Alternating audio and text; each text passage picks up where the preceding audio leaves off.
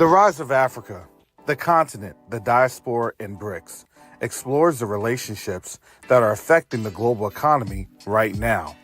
This book explores the relationships of the African diaspora's influence on the African continent and why this is important in stabilizing relationships with an understanding of how BRICS impacts the future, good or bad.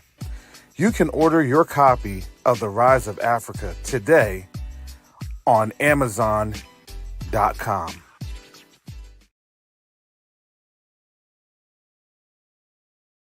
Neo-diplomacy is the new currency. Neo-diplomacy is the new currency. The reason that I can say that is you have a couple of different factors occurring right now as we speak on the world stage. The dollar is being disrupted. Nations are no longer wanting to engage with the United States. But the third factor that affects each and every one of us is that there is a diaspora from the African continent that's willing and able to engage our brothers and sisters on the continent.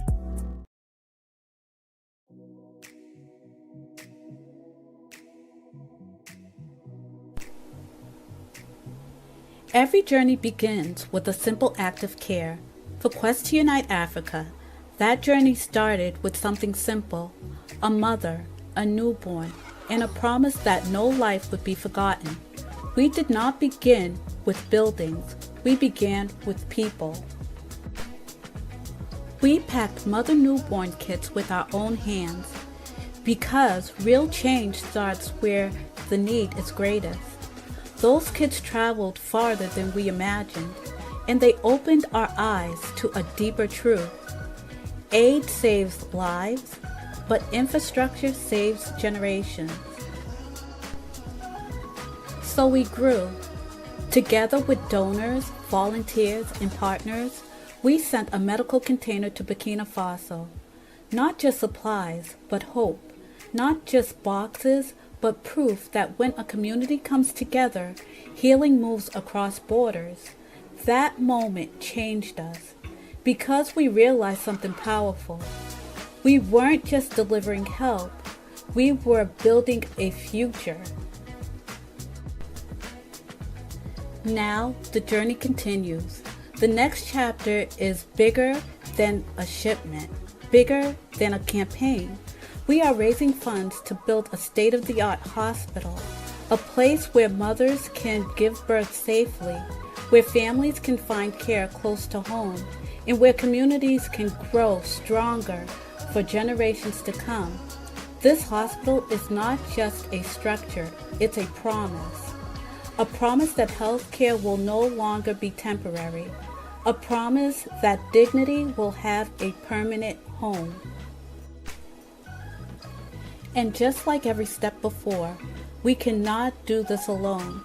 Every gift, every brick, every name placed on the founder path becomes part of a story that began with compassion and is growing into legacy.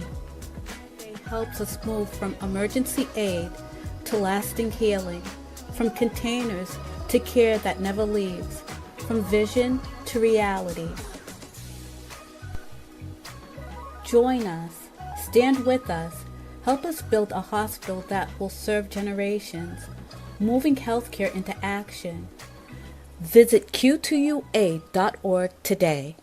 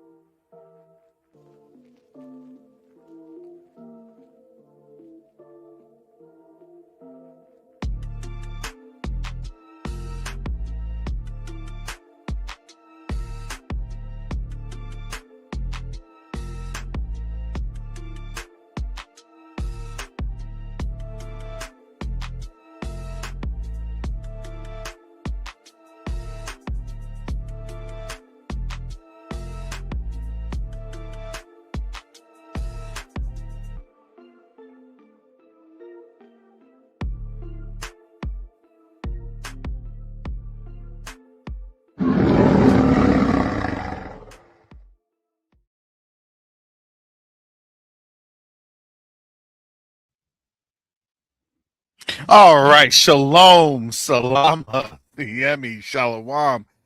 Greetings to all my Israelite brothers and sisters from around the world, whether you're the bloodline of Abraham, Isaac, and Jacob, the house of Israel, or you're a Gentile grafted into the house under the blood of Yahushua HaMashiach. I welcome you this morning. Got a couple of quick things to say. Not a lot of time to say it. I'm only going to be on for a few minutes. I am returning back to the classroom. And I thought that there was going to be a lot of things going on, especially this summer, that would have moved me in a different direction. But it's as the Most High wills it. I'm back in the classroom, so we'll see how that goes.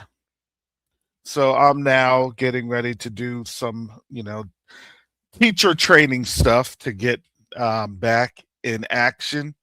And now I have to bring things back to my 6:30, my regular, normal academic time.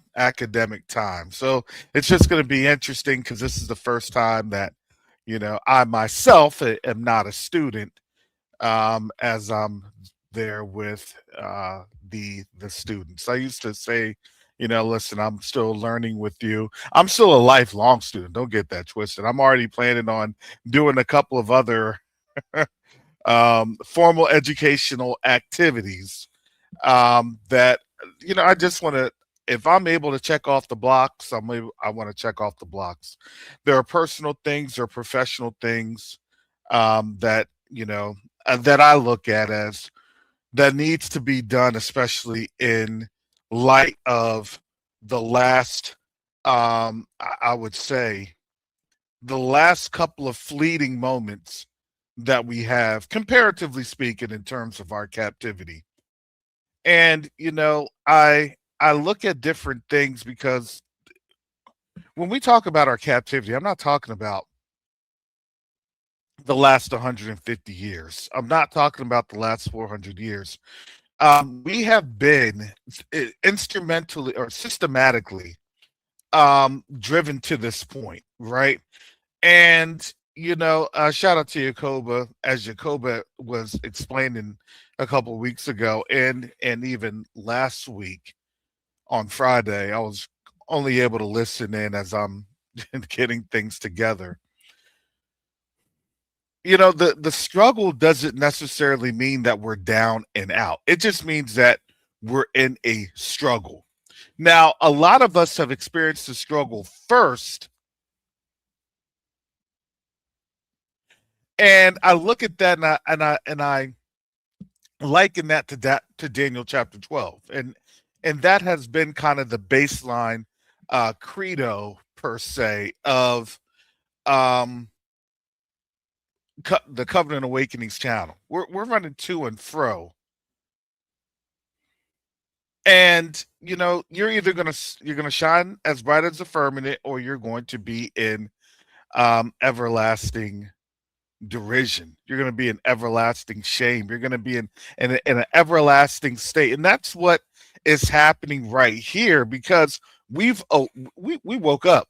I woke up 10 years ago. I woke up. That will be 10 years on October 8th, I believe is the day. October 8th. And the Most High woke me up in a very, very interesting manner. As I'm sitting at my cubicle, at that time I was even making more than I'm making right now. I was comfortable. Generally speaking, I didn't even work most days. I was just occupying a chair, a seat, surfing the internet. And I was still giving the Most High praise, saying, thank you, Jesus, at that time. But even though I was quote unquote comfortable, there's really no comfort when you're not being challenged. And I had to realize, it was actually at that moment I realized the comfort was only there because the enemy likes to make you comfortable when you're in captivity.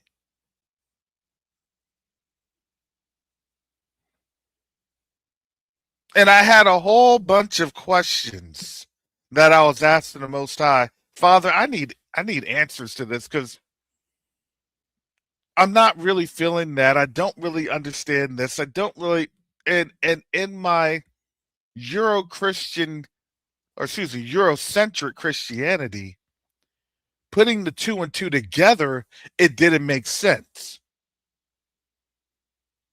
And now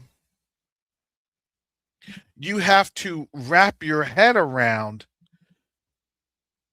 the the extended version of, well, if you don't think so, then there's something the matter with you. It's not a pray about it.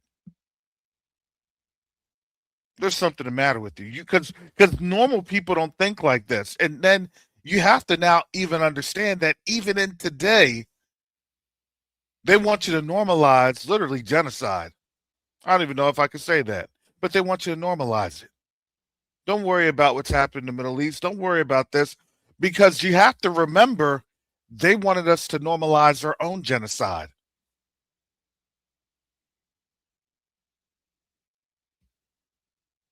Remember, our that was it wasn't a big deal. And then when you come to find out that that had perpetuated amongst us worldwide, potentially, or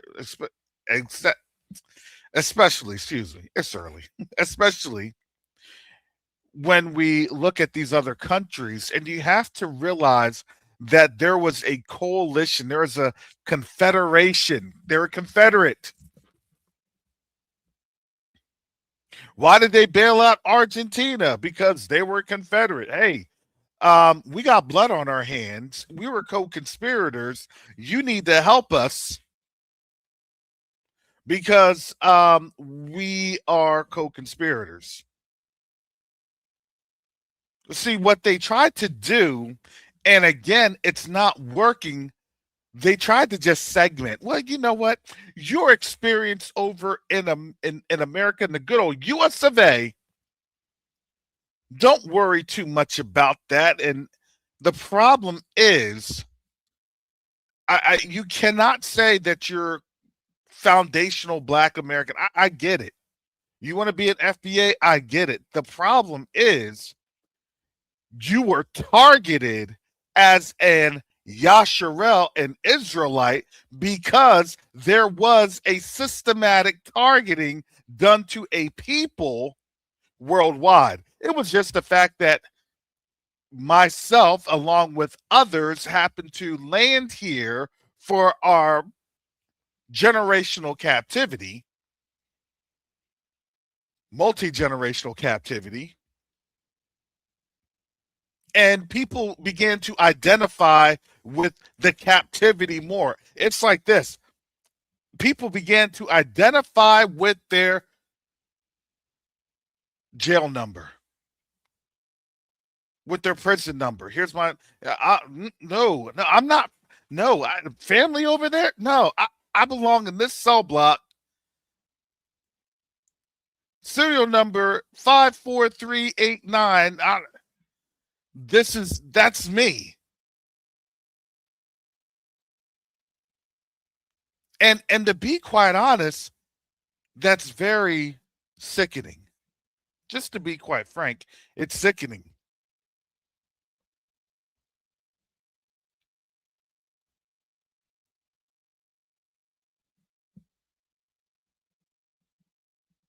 Because what that meant is you don't truly understand, or you just gave up. And that to me is you just gave up. And now in a time where they're seeing, okay, who are you identifying with?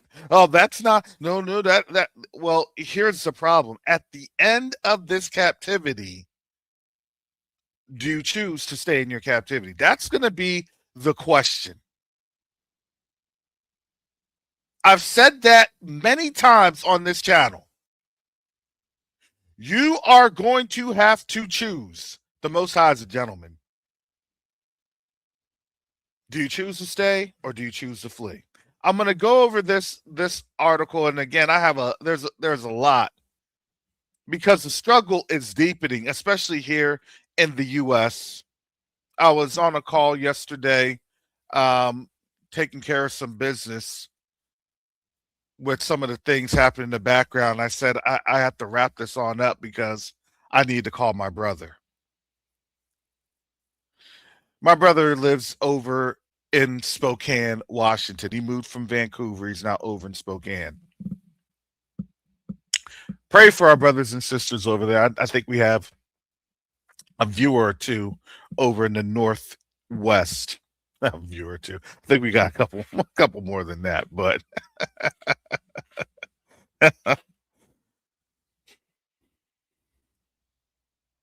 but on Saturday, I really didn't say anything because it's like, well, that's on the other side, and that's really not too big of a deal. And then Sunday, I wake up, I'm watching news reports, and I'm like, oh, let me call my brother.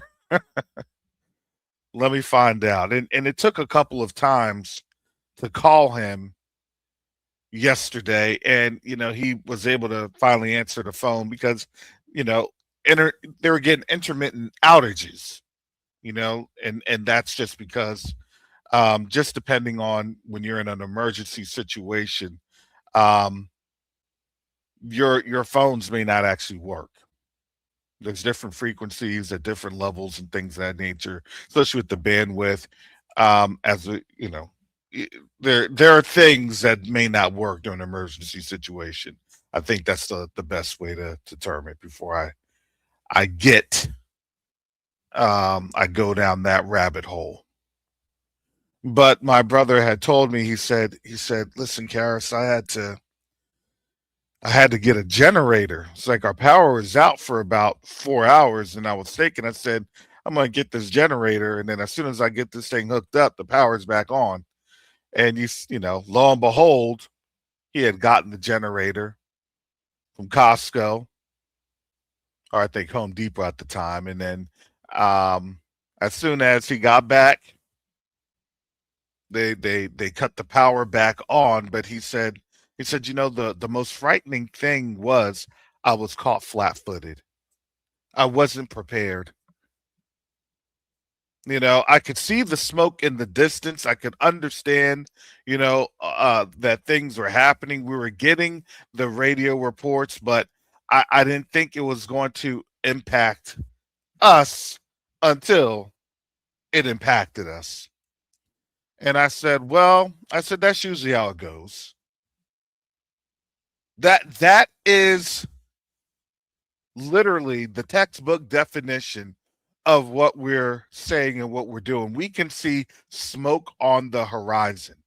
Now we see the fire and the flames, and now it's getting people to understand that those flames are coming our direction. Don't think because, oh, it's about 6,000 miles away that it can't touch this place. It can't. No, it can. Just the way that it will affect the United States is a little different. And right now we're seeing the impacts of that, but I just wanted to show this real quick. This was and I'm going to tell you why this wraps up into here. Let me present this.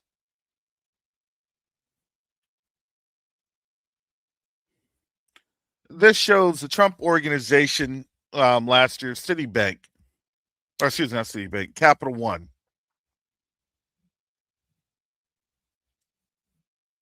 This is from, I believe, NPR.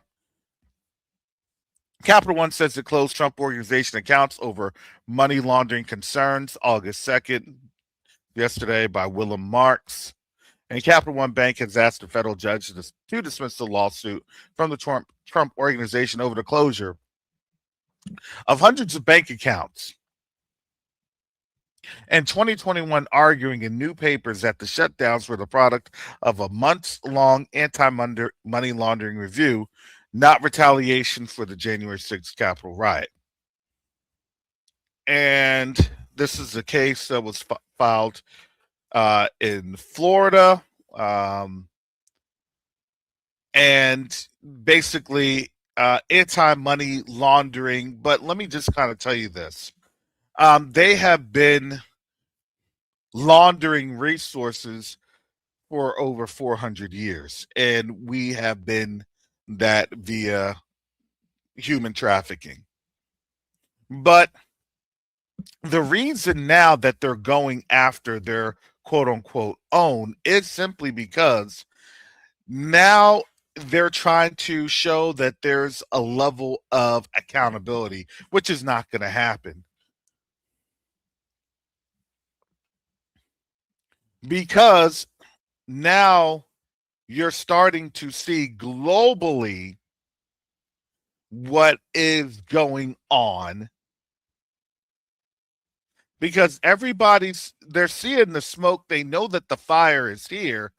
But what they're trying to do, people are trying to prepare in their own way. There are the righteous that warn, and there are the unrighteous that try to just clamor in everything and, forget everybody else.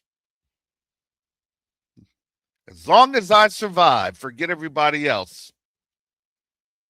Well, guess what? When you do survive, people are going to mark you because I don't think people truly understood what was happening after World War II when folks were on the lookout.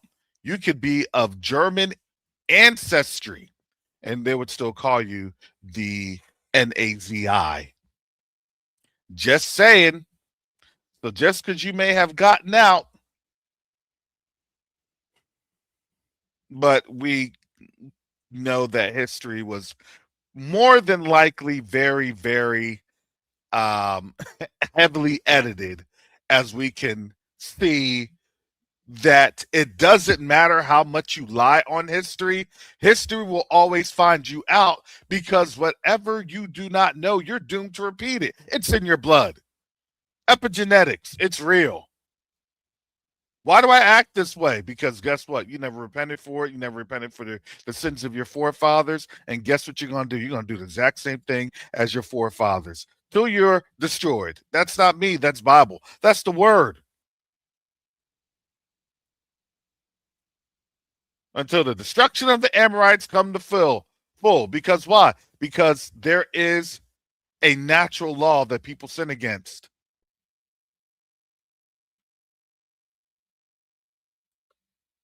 He that leadeth into captivity shall what? Go into captivity. They don't like to read the Bible because the Bible's the standard. See, if you're not able to manipulate the standard, then guess what? Then it's a fairy tale. I don't want to listen. I don't want to read. That's what they've been saying. Because why? Because based on the same things that they use to enslave us, now they're seeing, oh boy, it has no merit, it has no power, because we tried to utilize that power to enslave and to control. And now these people that were literally sitting in the dust of the earth, they're getting up and they're knowing who they are. That didn't come from us. We were showing them in the churches. They were cursed by Ham and whatever nonsense that they were trying to utilize as doctrines of men. Better read Colossians chapters 1, 2, and 3. These were doctrines of demons that they were never going to be able to prove with scripture because Everything was done in an unauthorized manner, and now they're seeing it. They saw, and now they're witnessing what this looks like, what that's costing them. And there's a cost. Let me go to this. This from CNBC from a Li Yingshan, published yesterday. U.S. Japan confirm coordinated yen intervention signal readiness for more. So the yen is tanking, just like they said a couple weeks ago when they had a little memo from someone posted on X. Sorry, this is going to be painful. Why? Because we're dying over here in Japan.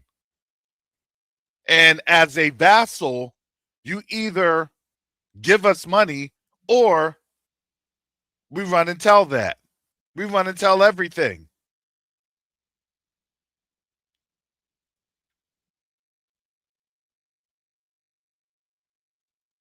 You see how the lies become exposed?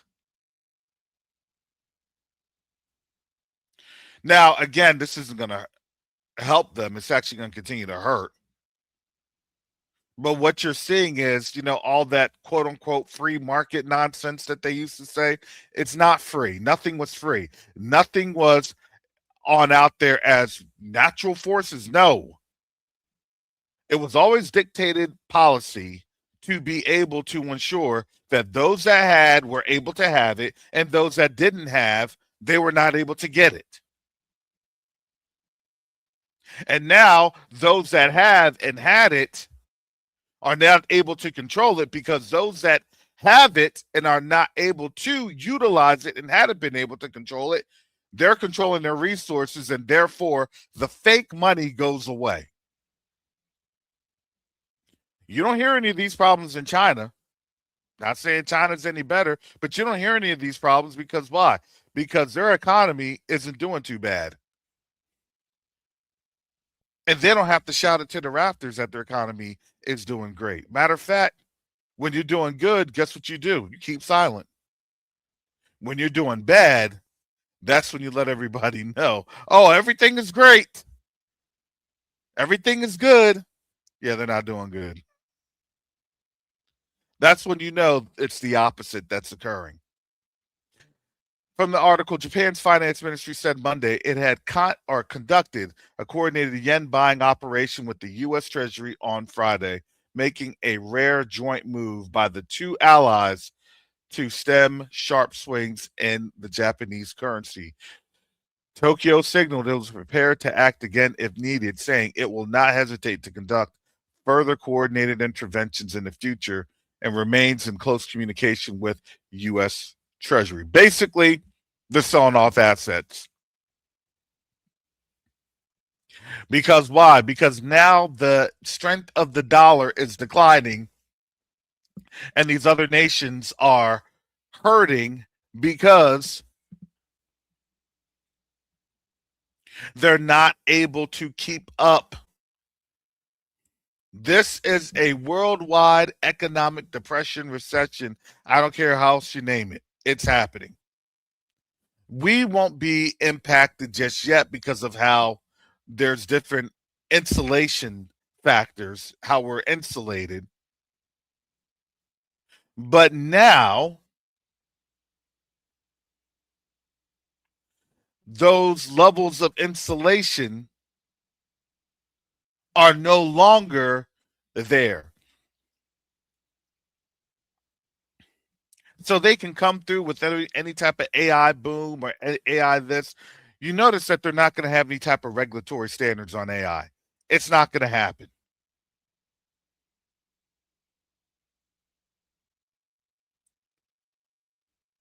So now their standards are going to be completely out there, and you're going to have more AIs hacking other AIs, and it's going to be completely ridiculous.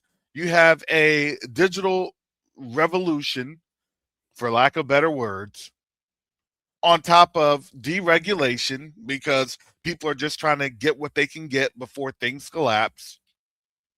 And then you have a war that is unilaterally being prosecuted where the person that is in war or leading a nation in war doesn't know the first thing about warfare. You can't make this up. Don't know the first thing about warfare.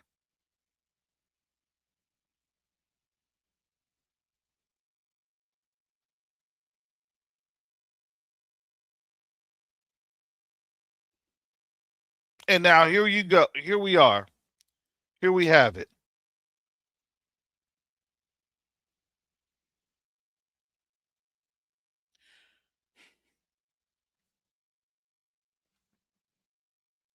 Because when everything wasn't taken into account, how the economic impact was, people just waited. And you could tell that there are a lot of things happening within the United States. They had to rush into it. We called this years ago. They're going to have to rush on in. Because why? Because this was happening, this was. We called that with BRICS. We called that with BRICS in 2023 and 2024. Yep. Trump has no choice but to go to war with Iran. We called that as soon as Trump got elected. It took him 18 to 24 months.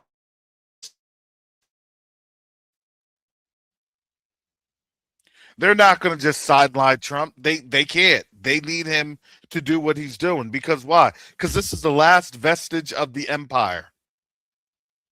This is it. And they know. They're not going to go into captivity quick, fast, and in a hurry. Not like that. They're going to systematically decline. It's going to be a decline systematically. We got kicked out of our land. After we got kicked out of our land, we were in exile. After we were in exile, we went here, there, and everywhere. We got kicked out. We got persecuted. There's documentation, even though they hate to utilize European documentation. Because why? Because that's history. Why do you think they hate Europe? They hate Europe because they know that that's history. Why do you think that they're fomenting a war with Europe? Because they want to get things destroyed. If they can take the cake, then destruction's coming. I told you all they were going to go after Spain. Because why? Because Spain is a liability for the West. They know the history. They know who we are. They know what the museums there hold in Madrid, in Barcelona, in Sevilla, Granada. Easy place in the South to invade so then they can tear up all the historical records. See, we tore everything up. Because why? Because that's what they want to have as their invaders. They got orders. They know what to destroy. This is why they weaponize the Muslims. Islam's all about destroying the old ways, destroying the history. Okay, perfect. That was our failsafe that we took multiple centuries to coordinate. That was always the failsafe button. Well, we're about to burn this thing down. Time to operate Islam. That's what's happening right now. We've called it. I've spoken about this. This is not the first time.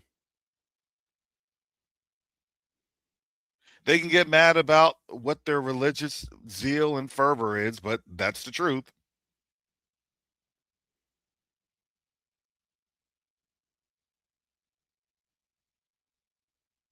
Because again, no quote unquote, it's a holy war. No, it's just a war that they're trying to destroy all of the artifacts. The only reason that literally Egypt was different is that Egypt was different.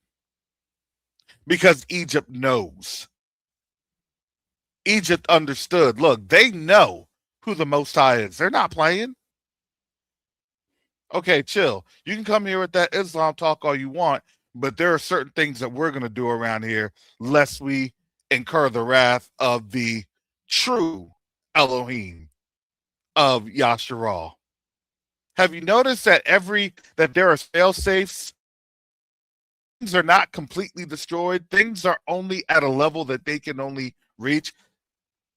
Like us, for instance, we weren't completely cut off. We were cut off from our understanding, but they could not completely cut us off. How are these Negroes reproducing at this clip?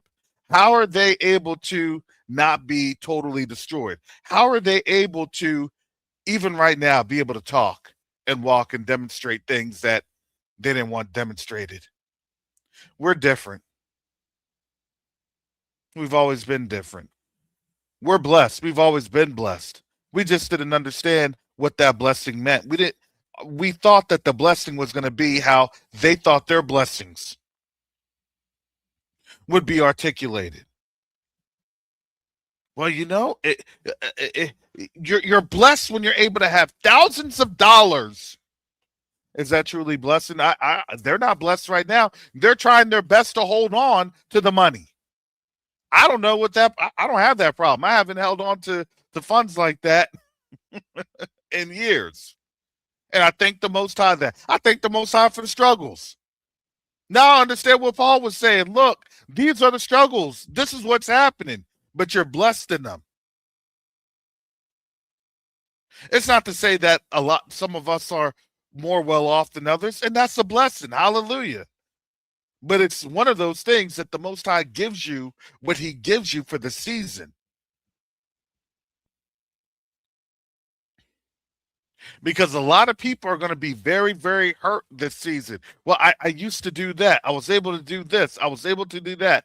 Have you seen how many folks have been deaths of despair?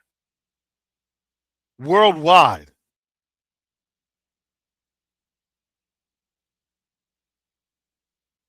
Understand, with Trump talking now, it's not that, to be quite honest, you don't have a lot of rigorous military folks that's very, very happy to have performed that strike, especially if you have no anti-ballistic missile capabilities.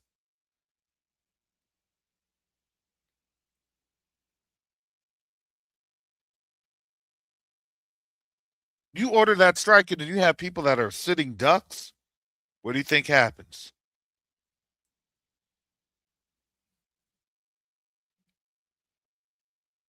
People are going to get mad. And it wasn't just in the United States.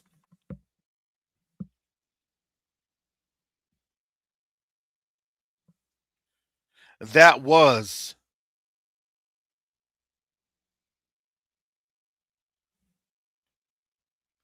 in the Middle East and in other places. Don't do it. Please don't do it. We're going to wipe them off the face of the earth. Please don't do it. We're going to do this. We're going to do that. Please don't do it.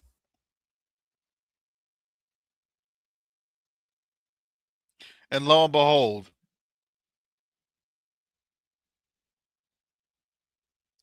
all that does is it shows the other nations the U.S. isn't quite what it was. They're floundering. And now the blustery talk is showing. It's showing in the way that you have the fires, you have the droughts, you have crops that are failing, you have epidemics that can't even be controlled.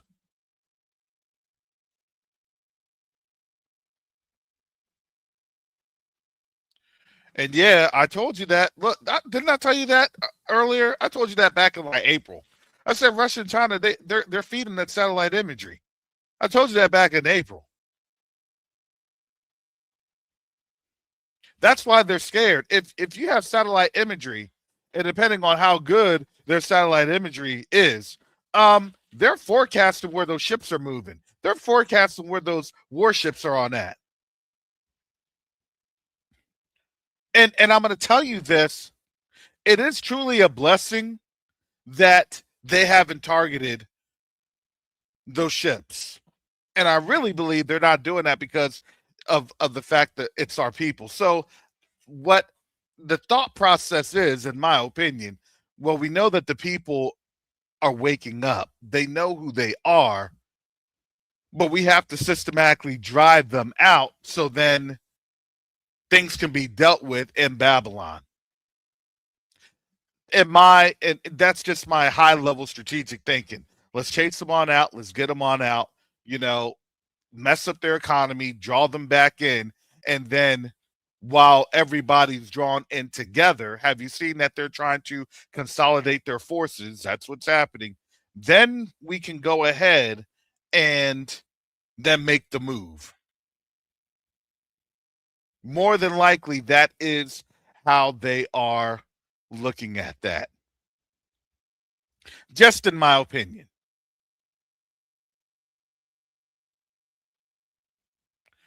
But again, as I had stated, there are things that are happening that obviously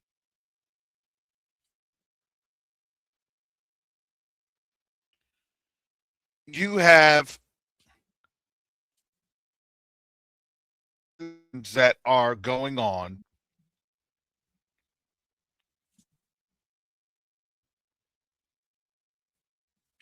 But this is going to be an interesting week because people are going to get mad. They're going to get concerned. Honestly, I look at it like this.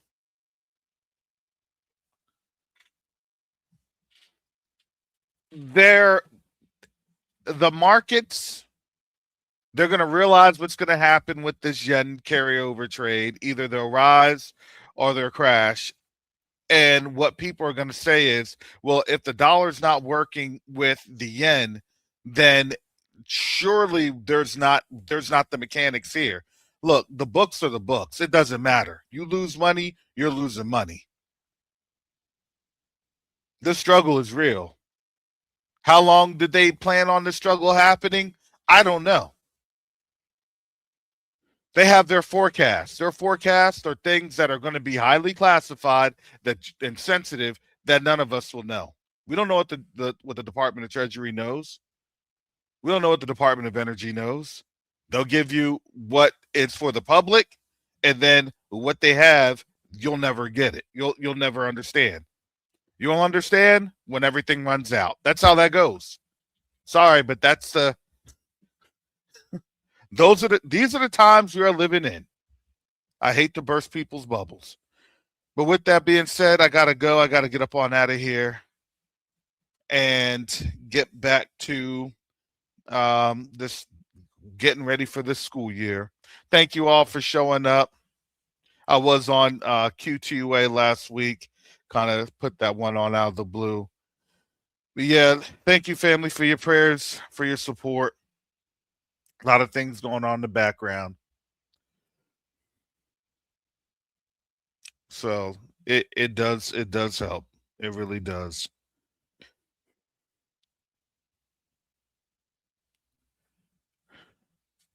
Yeah. So with that, again, the 6:30 will be my new time, 6:30 a.m. Eastern Standard Time. So with that said, family, be blessed. And with that, most high willing, I'll be back on tomorrow. And with that, shalom, salama, siyemi, shalom, peace and blessings. Yasharel.